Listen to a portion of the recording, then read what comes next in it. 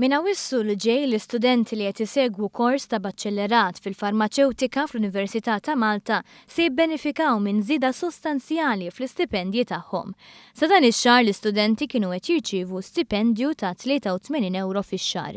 Il-Ministeru tal-Edukazzjoni ħaseb biex dan l-istipendju jiżdied b'aktar minn 62 euro. Biex issa l-istudenti tal-farmaceutika se jirċievu 146 euro.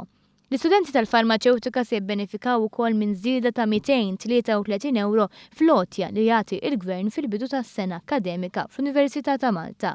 F'Settembru li ġej il-Gvern se jalloka 698 euro f'għotja għal kull student fl-istess kors. Din l-għotja hija inċentiv mill-Gvern sabiex l-istudenti ilaħqu mal-ispejjeż edukattivi tagħhom tul is-sena akademika. Is-sena li għaddiet l-istudenti tal-farmaceutika kienu rċivew għotja ta' 465 euro. Iż-żieda fl-inċentivi għall-istudenti tal-farmaceutika hija parti mill-istrateġija tal-Gvern biex jinkoraġġixxi l-istudenti jkomplu jistudjaw fix-xjenza. Din l-aħbar ingħatat ftit jiem wara li l-Ministru tal-Edukazzjoni Evris Bartolo ħabbar li din is-sena kien hemm żieda sostanzjali fl-istudenti tat-tielet sena fl-iskejjel sekondarji illi għażlu suġġetti tax-xjenza. 550 student għażlu s-suġġett tal-bioloġija u 300 student għażlu s-suġġett tal-kimika.